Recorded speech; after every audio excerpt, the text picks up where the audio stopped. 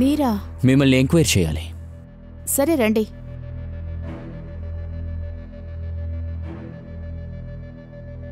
Sudha madam, Sanjay సార్కి మీకు తరచూ గొడవలు జరుగుతాయని విన్నాను. ఆ రోజు కూడా ఇలాగే అయిందా? మీ గొడవల వెనక ఉన్న కారణం ఏంటో మేము తెలుసుకోవచ్చా? ఇవన్నీ మీకు తెలిసాయంటే సంజయ్ క్యారెక్టర్ కూడా మీకు తెలిసుండాలి కదా. బయట ఆయనకి చాలా మందితో అఫైర్లున్నాయి. ఏ భార్య దీనికి ఒప్పుకుంటుంది సార్? అందుకే దానివల్లే మా ఇద్దరికి గొడవ అయింది. బయట అఫైర్ ఇంకా ఇంట్లో ఉన్న మిమ్మల్ని పట్టించుకోకపోవడం మీకు కష్టంగా అనిపించుంటుంది, కరెక్టా? కష్టంగానే ఉంది సార్, చాలా బాధగా ఉంది. కానీ అందుకని నేను ఆయన్ని చంపాలనుకోలేదు. ఆయనతో మీకు ఇన్ని సమస్యలు ఉన్నప్పుడు వదిలేచుగా? వేరే దారి లేదు సార్, నేను అసలు వదులుకోలేను. ఒకవేళ ఆయనతో ఉండడానికి కారణం ఆయన ప్రాపర్టీ, డబ్బు?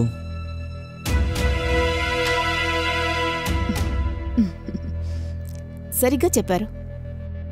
నేను ఆయనతో ఉండేది డబ్బు కోసమే. దానికి ఒక కారణం ఉంది. ఆ కారణం ఏంటంటే మా అమ్మ కాన్పూర్లో ఒక హాస్పిటల్లో అడ్మిట్ అయింది. ఆమె ట్రీట్మెంట్ కోసం నాకు చాలా డబ్బు కావలసి ఉంది. ఆ డబ్బు నాకు సంజయ్ నుంచే దొరుకుతుంది. ఈ ఒక్క విషయం కోసమే నేను ఆయన చేసిన ప్రతి తప్పుని ఓర్చుకుంటున్నాను. ఇందాకే సంజయ్కి ఎవరితో అఫైర్ ఉందని చెప్పారు. ఆ అమ్మాయి పేరేంటి? అను. ఆ అమ్మాయి పేరు అను. అను? అను ఎవరా? అను ఆయన అసిస్టెంట్ సార్. ఆ రోజు పొద్దున్న ఆమె వల్ల మా ఇద్దరికి బాగా గొడవ జరిగింది సార్. మాటి మాటికి ఆయన చూడడానికి ఇంటికి వస్తుంది. తెలిసి కూడా నేను ఏమీ చేయలేకపోతున్నాను. ఆ రోజు అలాగే ఇంటికి వచ్చింది. కానీ ఆ రోజు నేను ఇంట్లో లేను. నేను ఇంటికొచ్చి చూస్తే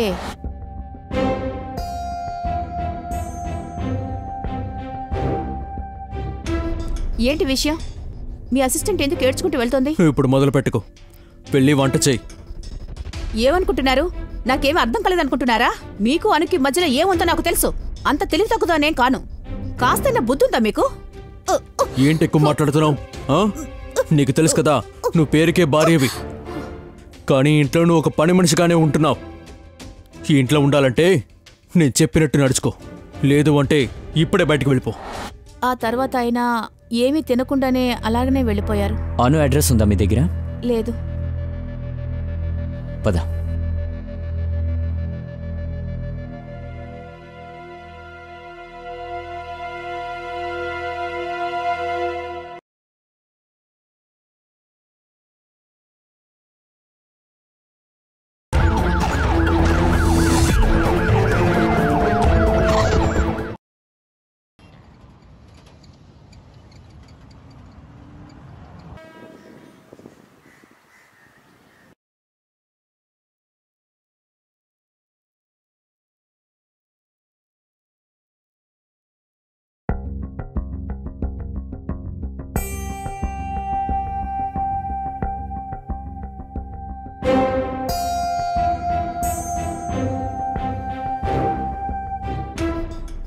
ఏమైంది?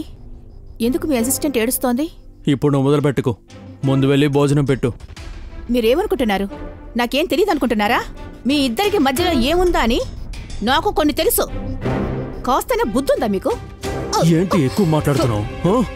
నీకు తెలుసు కదా, పేరుకే నువ్వు భార్యవి. కానీ నువ్వు ఇంటికి పని మనిషి మాత్రమే తెలుసుకో. కాబట్టి పని మనిషిలా నీ స్థానంలో ఉండు, లేకపోతే వెళ్ళిపో ఇక్కడి నుంచి.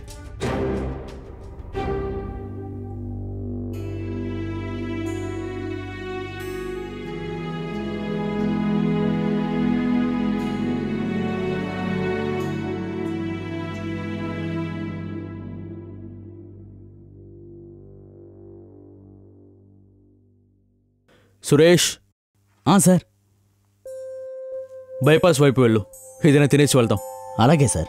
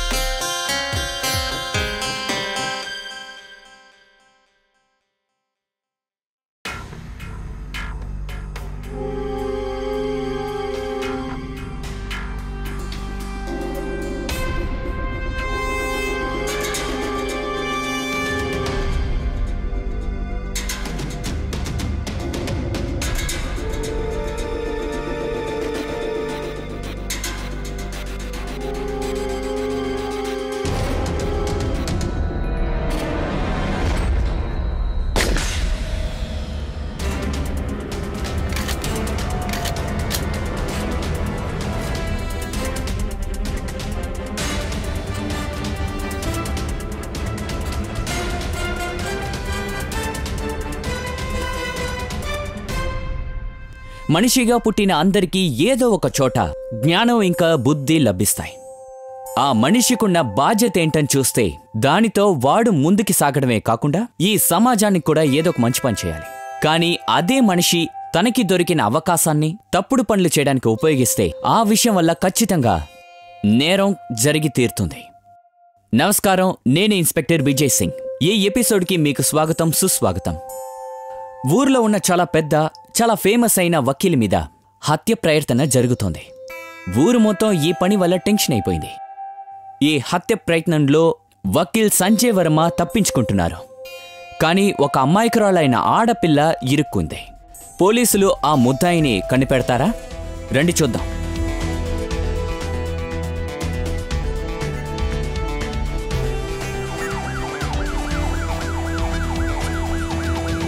జై Hind sir. Jai Hind sir, target వేరే ఎవరో, కానీ ఈ అమ్మాయిని షూట్ చేసేశారు. టార్గెట్ ఎవరు? Sir, advocate Sanjay. Sanjay criminal lawyer? Yes sir. Sir, చుట్టుపక్కల ఉన్న వాళ్ళందరూ ఏం చెప్పారంటే సంజయ్ సిగరెట్ కోసం బండి దగ్గరనే బైక్ లో వచ్చిన ఒక అతను గన్తో షూట్ చేశాడట. ఆ బుల్లెట్ సంజయ్ కోసం, కానీ అది మిస్ అయ్యి ఈ అమ్మాయి మీద పడింది. అయితే ఎవరి కోసం సంజయ్ ఇక్కడికి వస్తారని తెలిసింది. Yes sir. ఈ అమ్మాయి ఎవరు? సార్, తన బ్యాగ్ లో ఐడియా ఉంది. తన పేరు తానియా. తన ఒక మోడల్. సంజయ్ ఇప్పుడు ఎక్కడున్నారు? అతని ఇంట్లో. ఓ పని చెయ్యి. సార్, ఈ బాడీని పోస్ట్ మార్టానికి పంపు. ఈ ఏరియాలో ఉన్న సీసీటీవీ ఫుటేజ్ ని తీసుకొచ్చేసాయి. వెళ్ళి సంజయ్ని కలుగు. Yes sir. అంబులెన్స్ ని పిలవండి, బాడీని పోస్ట్ మార్టంకి పంపించండి.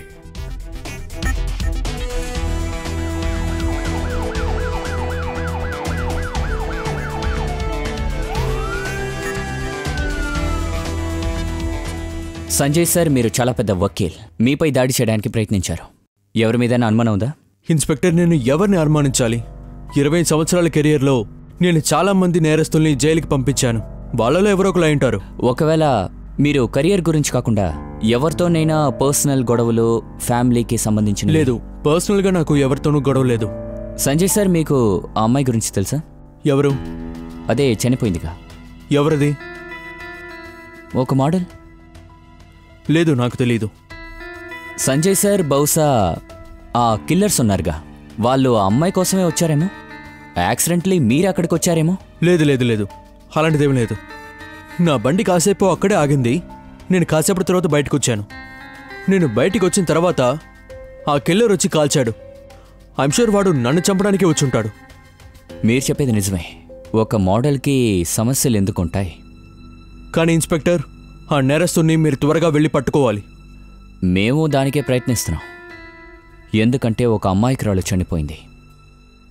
మేము ఖచ్చితంగా ప్రయత్నిస్తాం. మాకు నమ్మకం ఉంది sir.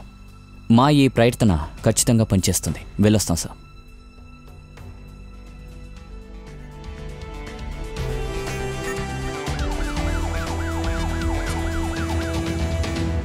Jai Hind sir. Sir, ఆ అమ్మాయి గురించి నేను ఇంట్రోగేట్ చేశాను. మర్డర్ స్పాట్కి పక్కనే ఒక బ్యూటీ పార్లర్ ఉంది. తను అక్కడికి తరచూ వస్తూ ఉంటుంది. బ్యూటీ పార్లర్లో ఉన్న స్టాఫ్ని అడిగి చూశాను. తన ఫ్యామిలీలో ఎవరూ లేరని చెప్పింది. తనకి ఫ్రెండ్స్ లేరు, బాయ్ ఫ్రెండ్ కూడా లేడట. ప్రొఫెషనల్గా తనకి చాలా మంది ఫ్రెండ్స్ ఉన్నారు. వాళ్ళే తానియా చాలా మంచిదని చెప్పారు. తన మొబైల్ దొరికిందా? లేదు సార్. మరి సీసీటీవీ ఫుటేజ్? ఉంది సార్.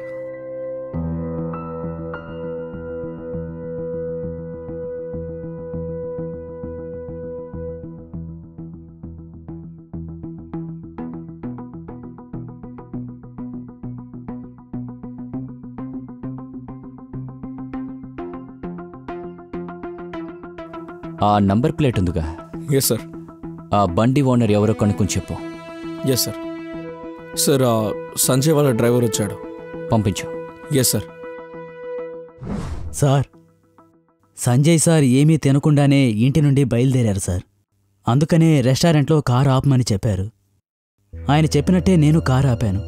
కారు నుండి సార్ కిందకు దిగ్గానే బైక్లో ఒక అతనొచ్చి అతని మీద కాల్పులు జరిపారు. వాళ్ళలో ఎవరైనా నీకు తెలుసా? తెలీదు సార్. అతను మొహానికి ముసుగు వేసుకునున్నాడు. అంతేకాకుండా అక్కడ క్రౌడ్ చాలా ఎక్కువగా ఉంది. నాకేమీ అర్థం కాలేదు. మీ సార్ ఉన్నారుగా, అదే సంజయ్ సార్. ఆయన జీవితం బానేగా సాగుతోంది? అయ్యో, ఎక్కడ సార్. ఉదయాన్నే మేడం గారితో గొడవ జరిగింది. అందుకనే ఆయన ఏమీ తినకుండా ఇంటి నుండి బయలుదేరారు. ఎందుకోసం వాళ్ళిద్దరూ కొట్టుకున్నారు? అదేంటంటే సార్, సంజయ్ సార్ చాలా జాలీగా ఉండే మనిషి. ఆయనకి బయట చాలా మందితో ఎఫ్ఐఆర్స్ ఉన్నాయి. అది తెలిసే మేడంకి అతనికి రోజు గొడవలు జరుగుతూ ఉంటాయి. మేడంకి అలాంటివంటి అస్సలు నచ్చవు. సరే, నువ్వు బయలుదేరు. ఊరు వదిలి ఎక్కడికి వెళ్ళకో. అలాగే సార్.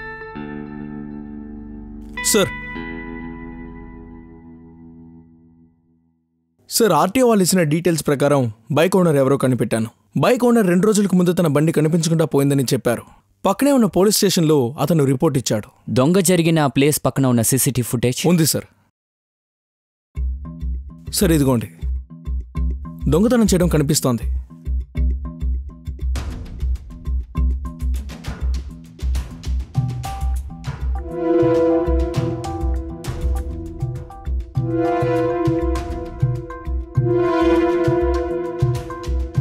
లీడ్ దొరికిందా?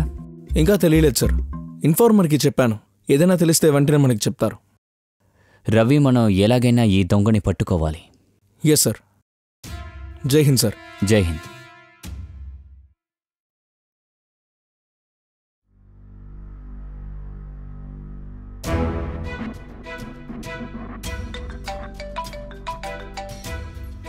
చెప్పు సార్, మీకు కావాల్సిన వాడు ఇక్కడే ఉన్నాడు. ఆ దొంగలించిన బైక్ కూడా ఇక్కడే ఉంది సార్. నువ్వు అక్కడే ఉండు, మేము ఇప్పుడే వస్తున్నాం. Okay sir.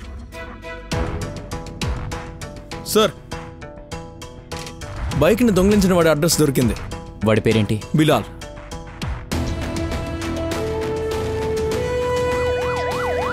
ఒక గ్లాస్ నీళ్ళు తీసుకురా.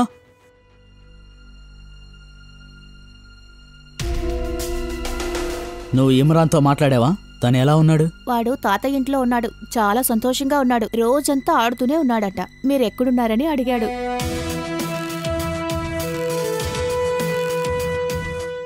బిలాల్, ఇక వెళ్దామా? ఎక్కడికి సార్? అత్తగారింటికి.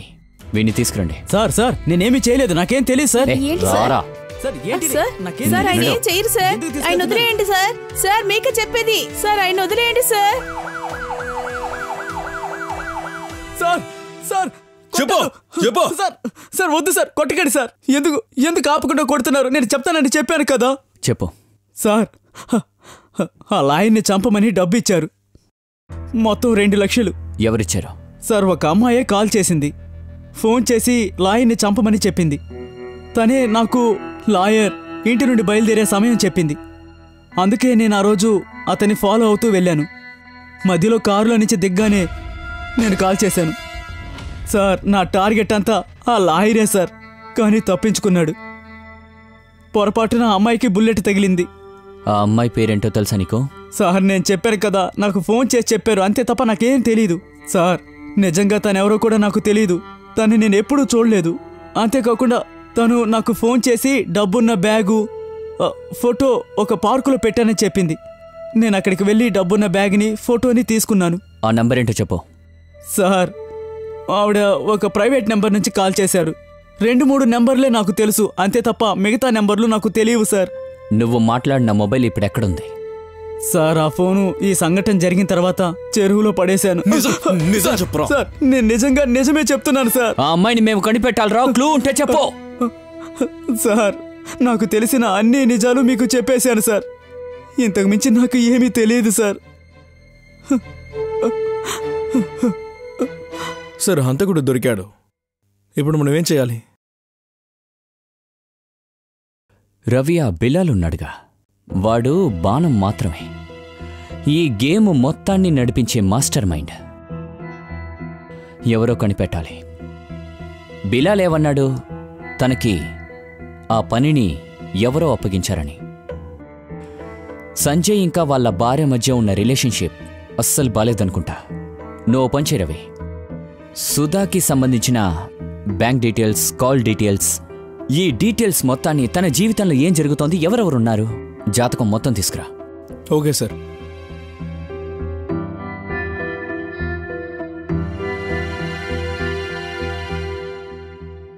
అక్కడంతా ఓకే కదా? సరే విను, నీకింకా డబ్బు కావాల్సి వస్తే నన్ను అడుగు, నేను పంపిస్తాను. సరే, నేను ఫోన్ పెట్టేస్తున్నాను. బాయ్.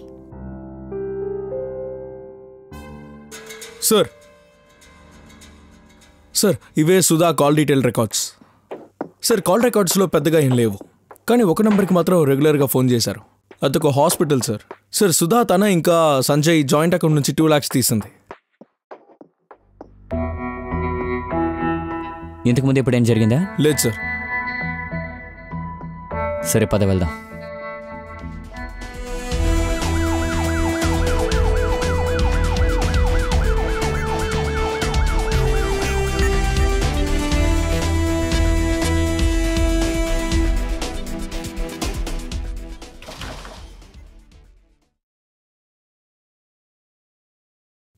మీరా? మిమ్మల్ని ఎంక్వైరీ చేయాలి. సరే రండి.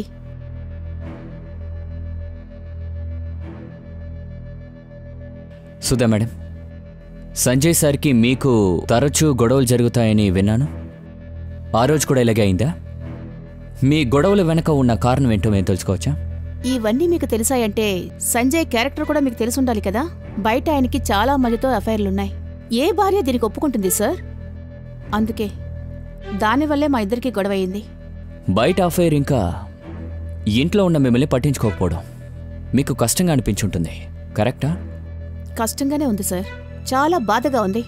కానీ అందుకని నేను ఆయన్ని చంపాలనుకోలేదు. ఆయనతో మీకు ఇన్ని సమస్యలు ఉన్నప్పుడు వదిలేచుగా. వేరే దారి లేదు సార్, నేను అసలు వదులుకోలేను. ఒకవేళ ఆయనతో ఉండడానికి కారణం ఆయన ప్రాపర్టీ, డబ్బు.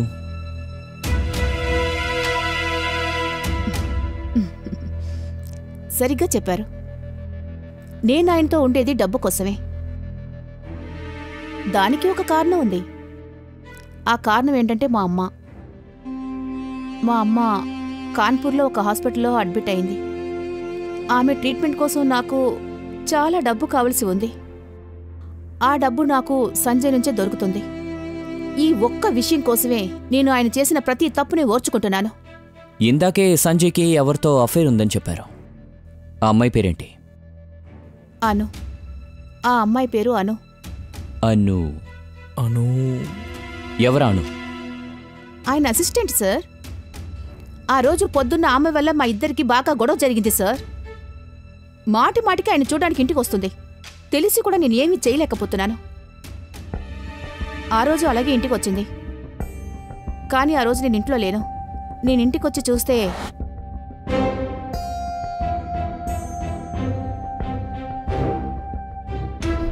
ఏంటి విషయం? మీ అసిస్టెంట్ ఎందుకు ఏడ్చుకుంటూ వెళ్తోంది? ఇప్పుడు మొదలు పెట్టుకో. వెళ్ళి వంట చెయ్యి. ఏమనుకుంటున్నారు? నాకేమీ అర్థం కాలేదనుకుంటున్నారా? మీకు అనుకి మధ్యలో ఏముందో నాకు తెలుసు. అంత తెలివి తక్కువనేం కాను. కాస్తైనా బుద్ధుందా మీకు? ఏంటి ఎక్కువ మాట్లాడుతున్నావు? నీకు తెలుసు కదా, నువ్వు పేరుకే భార్యవి. కానీ ఇంట్లో నువ్వు ఒక పని మనిషిగానే ఉంటున్నావు. ఈ ఇంట్లో ఉండాలంటే నేను చెప్పినట్టు నడుచుకో. లేదు అంటే ఇప్పుడే బయటకు వెళ్ళిపో. ఆ తర్వాత ఆయన ఏమీ తినకుండానే అలాగనే వెళ్ళిపోయారు. అను అడ్రస్ ఉందా మీ దగ్గర? లేదు. పద.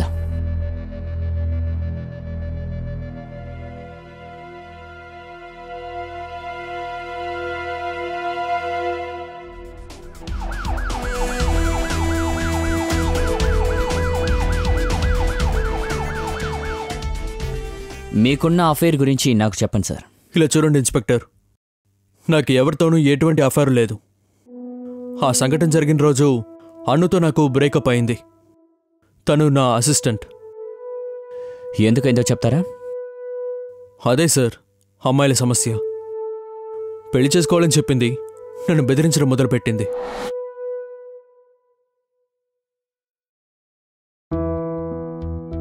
సరే సంజయ్, మనం ఎప్పుడు పెళ్లి చేసుకుంటాం?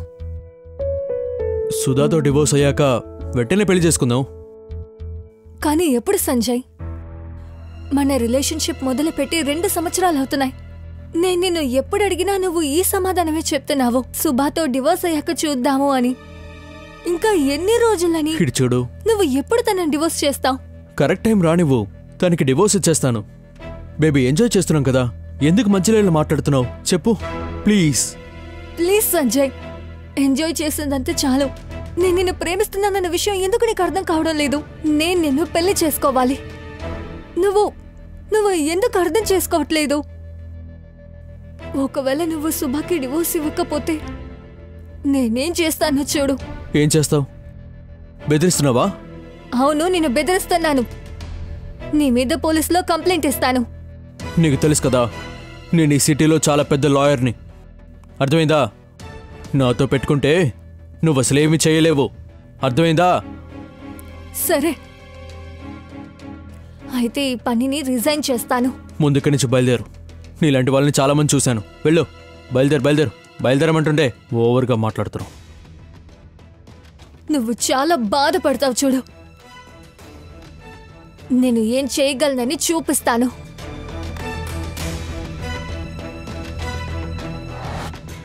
తను నేను పెళ్లి చేసుకోవడం చెప్పిన వెంటనే తను బ్లాక్మెయిల్ చేయడం మొదలుపెట్టింది. నన్ను 10 లక్షల రూపాయలు అడిగింది. తన అక్కడి నుంచి వెళ్ళిపోమని చెప్పగానే పనిలో నుంచి రిజైన్ చేసింది. కానీ అణువులో చేస్తుందని నాకు అనిపించట్లేదు సార్.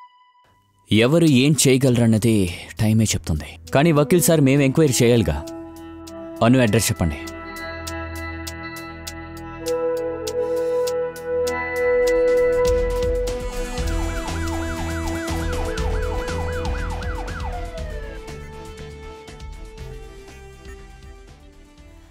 అవును సార్, నేను వాడిని బ్లాక్మెయిల్ చేసింది నిజమే.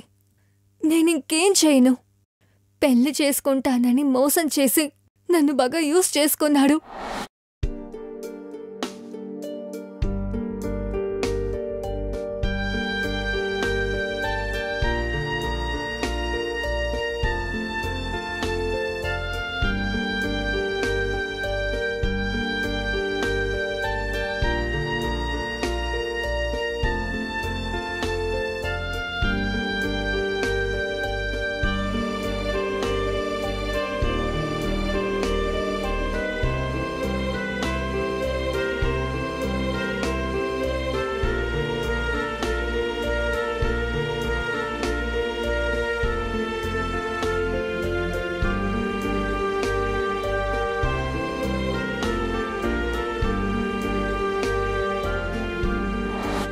కానీ నేను పెళ్లి చేసుకోవడం కుదరదు అన్నాడు.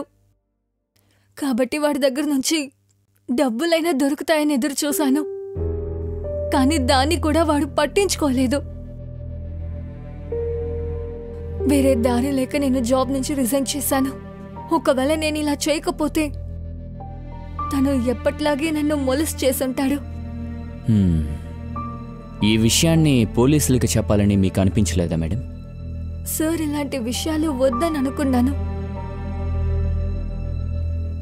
నాకు కూడా అవమానం జరిగేది. అందుకే సో ఇందులో మునిగిపోకూడదని నిర్ణయించుకునే చంపడానికి ప్రయత్నించారు.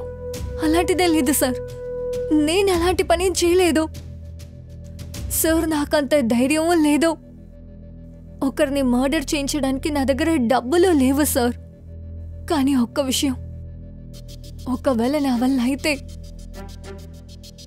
ఖచ్చితంగా వాడిని చంపుంటాను సార్. సరే, మీరు వెళ్ళొచ్చు. కానీ మీరు ఊరు వదిలి ఎక్కడికి వెళ్ళకూడదు. Yes sir.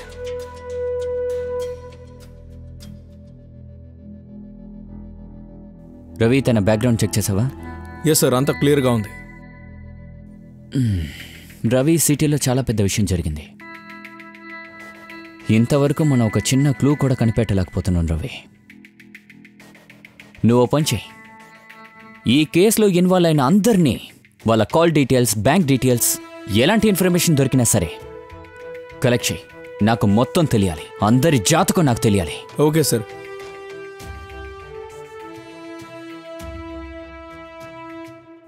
ఈసారి కూడా ఈ కేసులో మేము డెడ్ ఎండ్కి వచ్చేసాం. ఇప్పటివరకు మాస్టర్ మైండ్ మా చేతికి చిక్కలేదు. సుధా ఇంకా అను ఇద్దరూ ఇన్నసెంట్గానే ఉన్నారు.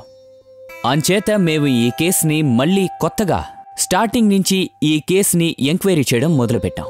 ఆ తర్వాత మాకు తెలిసిన విషయం చాలా షాకింగ్ అనిపించింది.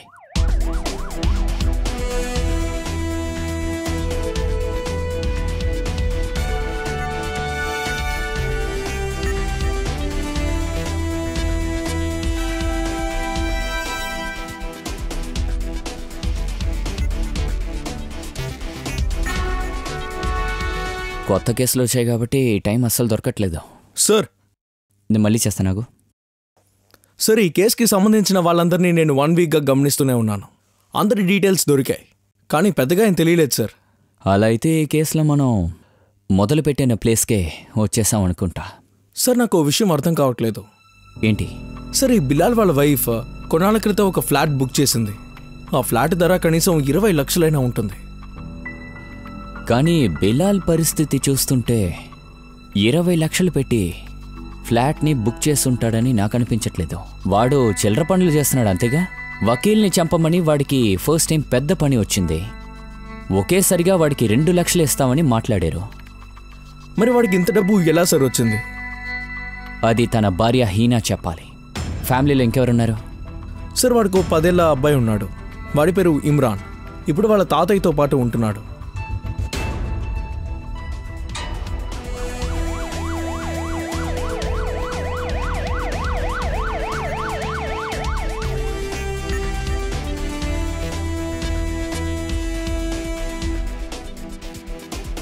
హీనా? సార్ మీరా? అవును మేమే. ఎక్కడికో వెళ్తున్నట్టున్నారు. ఎక్కడికి వెళ్తున్నారు? ఇలా చూడు హీనా, బిలాల్ చేసిన పని తర్వాత ఒక్క విషయం మాకు కన్ఫర్మ్ అయింది. వాడు జైలుకి వెళ్ళబోతున్నాడు. అది కూడా చాలా రోజులకి.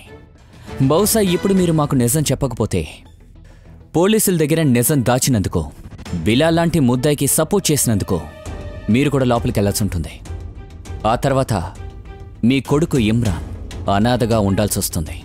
అందుకే చెప్తున్నాను, మీకు తెలిసిన నిజం చెప్పండి. సార్ నాకేమీ తెలీదు సార్. అనుకున్నానులే. చెప్పవే. సార్ నాకేమీ తెలీదు సార్. తెలీదా? అయితే స్టేషన్కి తీసుకెళ్తా. లేదు సార్, వద్దు సార్, నేను అన్ని చెప్పేస్తాను. నాకు అంత ఎక్కువగా ఏమీ తెలీదు సార్. కానీ బిలాల్ నాకు కొంచెం చెప్పాడు. ఆయనకి ఏదో పెద్ద పనిచ్చారు, చాలా డబ్బు వస్తుంది దానివల్ల అన్నారు సార్. ఇలా చూడు, నేను గోల్డెన్ పార్క్లో ఒక ఫ్లాట్ని బుక్ చేశాను. 18 లక్షలే. అంత ఎక్కువ డబ్బా? అంత డబ్బు మనకెలా వస్తుంది? ఒక పెద్ద పని దొరికింది. నువ్వు డబ్బు గురించి ఆలోచించుకు, ఎక్కువ డబ్బు రాబోతుంది మనకి. నువ్వు చెప్పేది నిజమేనా? సార్ ఇంతకు మించి నాకేమీ తెలీదు సార్. సరే అయితే పద.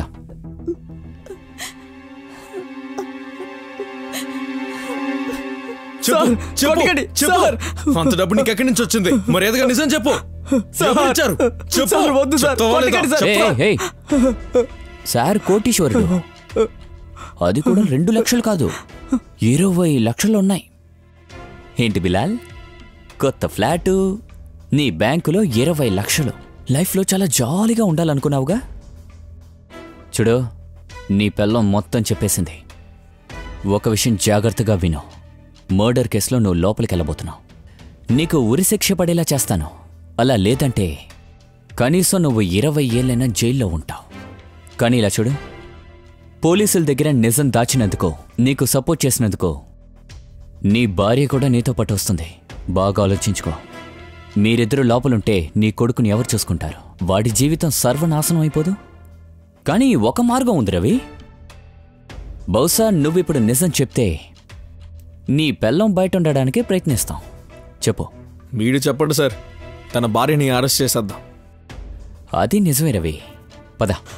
సార్, తను అరెస్ట్ చేయకండి. నేను మీకు అన్ని నిజాలు చెప్పేస్తాను.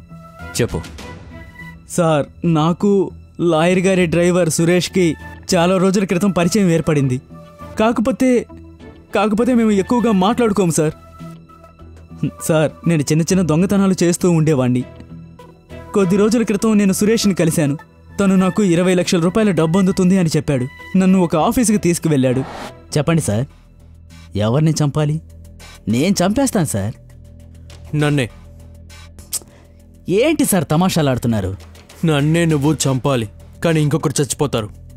నాకు అర్థం కావడం లేదు. ఆ ఫోటో ఇవ్వు. ఈ ఫోటోను సరిగ్గా చూసుకో. నువ్వు నాన్ని చూసి షూట్ చేసేటప్పుడు ఈ అమ్మాయి నా పక్కనే ఉంటుంది. పని పూర్తయిపోవాలి. అర్థమైందా? నాకు అర్థమైంది సార్. ఇటు చూడు, ఒకవేళ నువ్వు పోలీసులకి దొరికిపోవచ్చు, నిన్ను వాళ్ళు పట్టుకోవచ్చు, కానీ నిజం మాత్రం బయటికి రాకూడదు. మీరేం కంగారు పడకండి సార్. ఆ అమ్మ మీద ఒట్టేసి చెప్తున్నాను, నిజం ఎప్పటికీ బయటికి రాదు. ఇది ఎక్కడ, ఎప్పుడు, ఎలా చేయాలో చెప్పండి. వీటి గురించి సురేష్ నీతో చెప్తాడు. మరి డబ్బు?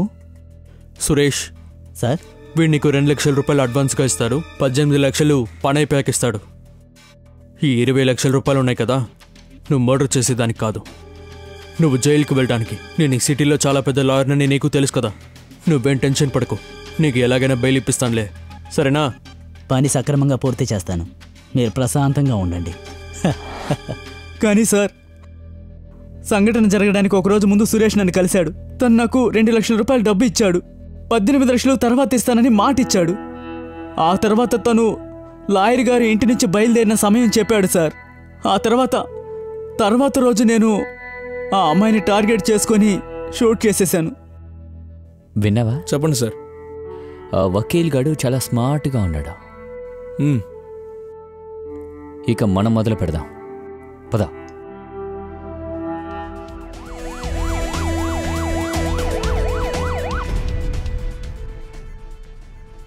ఇన్స్పెక్టర్ మీరా? మిమ్మల్ని అరెస్ట్ చేయడానికి వచ్చాను. ఏం వాగుతున్నారు?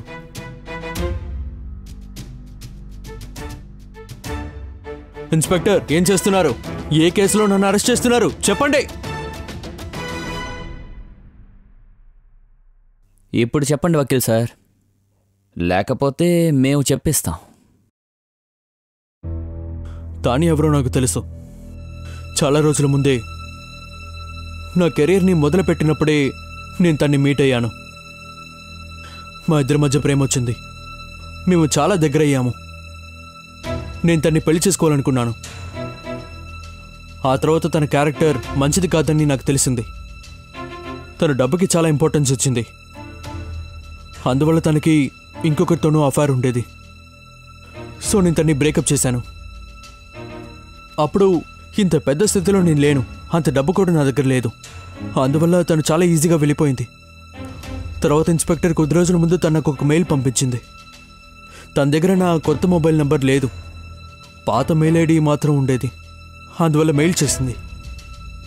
ఇన్స్పెక్టర్, తన మెయిల్ వచ్చిన దగ్గర నుంచి తనతో నేను ఉన్న పాత జ్ఞాపకాలు గుర్తుకొచ్చాయి. తను నన్ను మీట్ అవడానికి రమ్మని చెప్పింది. నేను వెళ్ళాను. అక్కడ మేము సంతోషంగా ఉన్నాం. అప్పుడే తను ఇంతకు ముందు కంటే చాలా దారుణంగా మారిపోయిందని తెలిసింది. తను నన్ను 50 లక్షలు కావాలని అడిగింది. తనకి డబ్బులు ఇవ్వడానికి కాస్త టైం అడిగాను నేను. ఇక మధ్యలోనే తన్ని చంపేయాలని ప్లాన్ వేశాను. ఎవరికీ నా మీద అనుమానం రాకూడదనే నేను ఇలాంటి ప్లాన్ వేశాను. బిలాల్కి కూడా నేను ఎందుకనే చాలా డబ్బులు ఇచ్చాను, వాడు నిజం చెప్పకూడదు అని. కానీ వాడు కూడా ద్రోహం చేశాడు. మీరు చాలా స్మార్ట్ వకీలని మాకు నిరూపించారు. 50 లక్షల పనిని 20 లక్షలు చేసేద్దాం అనుకున్నారు. ప్లాన్ చాలా బాగుంది. కానీ జైలుకి వెళ్ళబోతున్నారు. అక్కడి నుంచి బయటికి ఎలా రావాలో ప్లాన్ చేసుకోండి.